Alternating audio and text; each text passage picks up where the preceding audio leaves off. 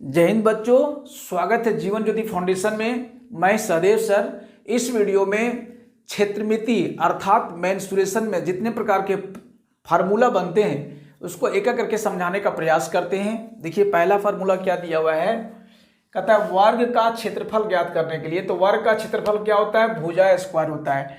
वर्ग की विशेषता क्या, वर्ग की चारों भुजाएं जो होती है वो बराबर होती है। ठीक है, मान लीजिए ये बी सी डी चारों भुजाएं यानी ए बी बराबर बी सी बराबर सी डी बराबर ए डी होगा। ठीक है, तो क्षेत्रफल क्या होता है, किसी का भी क्षेत्रफल निकालते हैं उसकी लंबाई और चौड़ाई से गुना करते हैं। तो लंबाई मान लीजिए ये दिया हुआ है और चौड़ाई भी हमारा ये दिया हुआ है। ठीक है, तो क्या होगा, ये गुना ये मतलब ए का स्क्वायर, यानी भुजा को भुजा के उससे गुना करेंगे तो क्या होगा, भुजा का स्क्वायर हो जाएगा।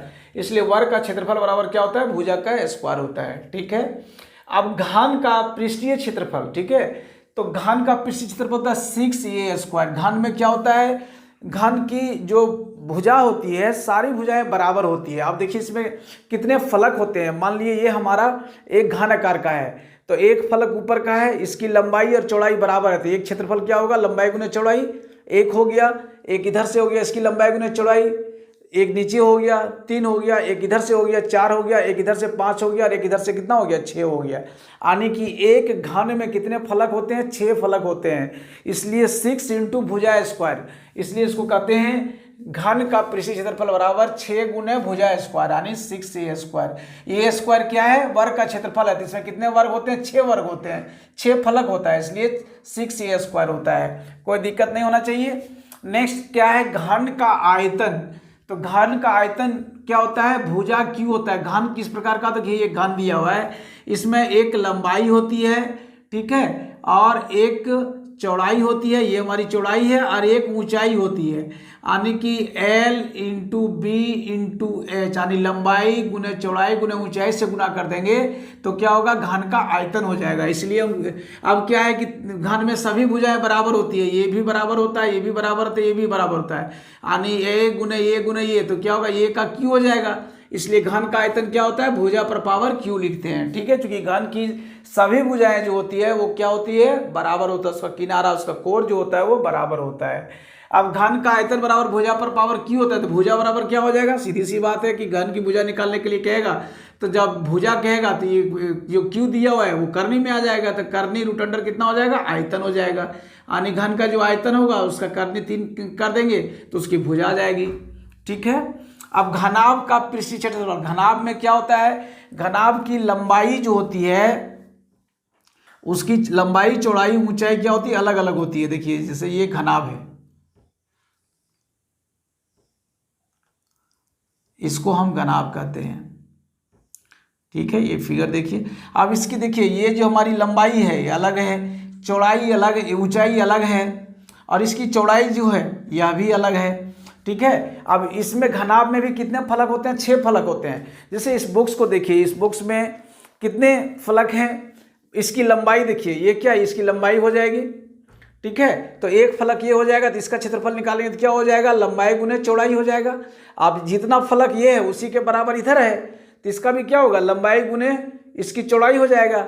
ठीक है, तो एक फलक और एक फलक कितना हो गया, 2 फलक, एक फलक कितना हो गया, फिर 2 फलक 2 2 4, और एक ऊपर और एक नीचे कितना हो गया, 6 फलक हो गया। और चूंकि हम आयत का क्षेत्रफल लंबाई गुने चौड़ाई करते हैं, इसलिए घनाभ का जो पृष्ठीय क्षेत्रफल होता है वह 2 लंबाई गुने चौड़ाई प्लस 2 चौड़ाई गुने ऊंचाई प्लस 2 लंबाई गुने ऊंचाई होता है। तो क्या करते हैं, 2 कॉमन ले लेते हैं, इसलिए होता है 2 bracket LB plus BH plus LH, आने की 2 कॉमन में लंबाई गुने चौड़ाई प्लस चौड़ाई गुने ऊंचाई प्लस लंबाई गुने ऊंचाई। ठीक है, तो ये इसका होता है किसका, घनाभ का पृष्ठीय क्षेत्रफल। ठीक है प्यारे बच्चों, अब कहता है घनाभ का आयतन निकालेंगे। तो मैंने अभी बताया कि घनाभ की जो तीनों कोर होता है वो अलग अलग होता है, उसकी लंबाई अलग होती है, चौड़ाई अलग होती है, और उसकी ऊंचाई जो होती है वो अलग होती है। तो उसका आयतन निकालेंगे तो क्या होगा, लंबाई गुने चौड़ाई गुने ऊंचाई हो जाएगा। इसीलिए इसको लिखते हैं घनाभ का आयतन बराबर लंबाई गुने चौड़ाई गुने ऊंचाई, यानी L into B into H. चूंकि तीनों विमाएं इसकी जो होती है, किनारा जो होता है वो अलग अलग होता है घनाभ का। अगर बराबर होगा तो घन हो जाएगा, लेकिन घनाभ में क्या होता है, उसकी लंबाई चौड़ाई ऊंचाई जो होती है सब भिन्न भिन्न होती है। ठीक है, इसलिए इसका आयतन क्या होगा, लंबाई गुने चौड़ाई गुने ऊंचाई। ठीक है, L into B into H इसको बोलते हैं।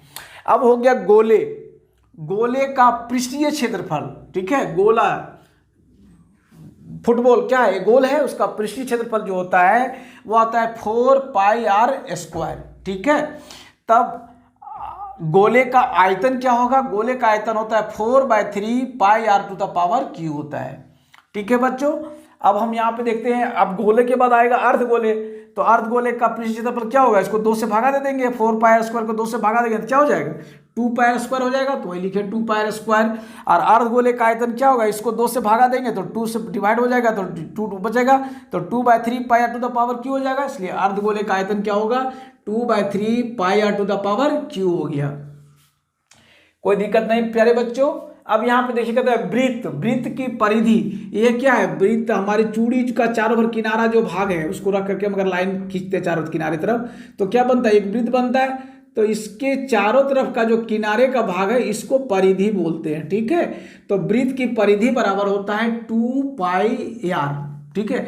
अब ये पाई क्या है, पाई को मतलब समझिए कि वृत्त का जो चारों भर सर्कल है, ये सर्कल, इसको अगर इसके व्यास से भागा देते हैं, ठीक है, तो उसको पाई से डिनोट करते हैं, ठीक है। तो ये पाई है, यानी कि वृत्त का परिधि क्या होगा, 2πr हो गया। अब हम निकालते हैं वृत्त का क्षेत्रफल, अब इस अंदर भागा क्षेत्रफल, पूरा अंदर भागा क्षेत्रफल निकालेंगे, तब क्या होगा, वृत्त का क्षेत्रफल होता है πr²। r क्या है, वृत्त की त्रिज्या, जैसे ये केंद्र बिंदु है तो यहाँ से इसकी जो दूरी है, यानी कि हमारे घड़ी के जो सुई के कांटे हैं, ठीक है, चाहे वो मिनट का हो, घंटा का हो, सेकंड का, ये सारे कांटे जो हमारे हैं वो क्या है, वृत्त, ये उस घड़ी की त्रिज्या है, ठीक है। तो इसको हम क्या कहते हैं, वृत्त का क्षेत्रफल बराबर होता है πr²। अब बेलन का पृष्ठीय क्षेत्रफल, ठीक है, बेलन का पृष्ठीय क्षेत्रफल होता है 2πrh। अब बेलन क्या है, देखिए एक वृत्त यहाँ पे दिया हुआ है और एक वृत्त यहाँ पे दिया हुआ है, ठीक है। अब इसको यहाँ से ऐसे करके मिला देंगे और इसको भी यहाँ से ऐसे मिला देंगे, क्या बन जाएगा, मेरा एक बेलन बन जाता है। तो वृत्त का परिधि हमने क्या लिखा था, यहाँ पे देखिए वृत्त की परिधि 2πr, यानी 2πr को h से अगर गुना कर देते हैं, इसकी ऊंचाई से गुना कर देते हैं, तो क्या होगा, बेलन का पृष्ठीय क्षेत्रफल हो जाएगा, ठीक है। यही लिखते हैं 2πrh, ठीक है। अब देखिए, अब है बेलन का आयतन। अब बेलन कैसे बना है, ये दो वृत्त को हम क्या किए, मिला दिए हैं तो बेलन बना है, यानी कि इसके क्षेत्रफल से, आधार का जो क्षेत्रफल है वृत्त का क्षेत्रफल में से उसकी ऊंचाई से गुना कर देंगे तो बेलन का आयतन हो जाएगा। इसलिए बेलन का आयतन बराबर क्या होता है, πr²h, यानी कि आधार का क्षेत्रफल को उसकी ऊंचाई से गुना कर देंगे तो बेलन का आयतन हो जाएगा, ठीक है प्यारे बच्चों।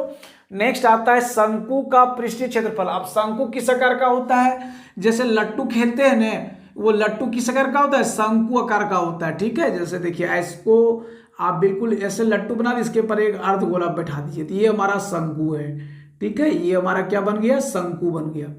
यहाँ पे देखिए ये हमारा शंकु है, नाम देते हैं OAB, ठीक है, ये हमारी शंकु है।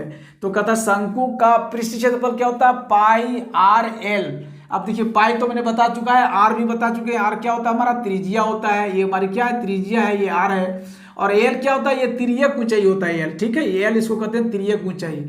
अब यहाँ पे एल निकालने के लिए कहता है, तो एल बराबर क्या होता है प्यारे बच्चों, जब एल निकालने के लिए नहीं दिया हो, एल निकालना हो तो होता है h² + r² का रूट अंडर, यानी कि जो शंकु की ऊंचाई है उसके स्क्वायर करते हैं प्लस जो उसकी त्रिज्या उसका स्क्वायर करके जोड़ के उसका जो वर्गमूल निकालते हैं तो वही एल निकलता है, ठीक है। एल बराबर होता है h² + r² का रूट अंडर, ठीक है।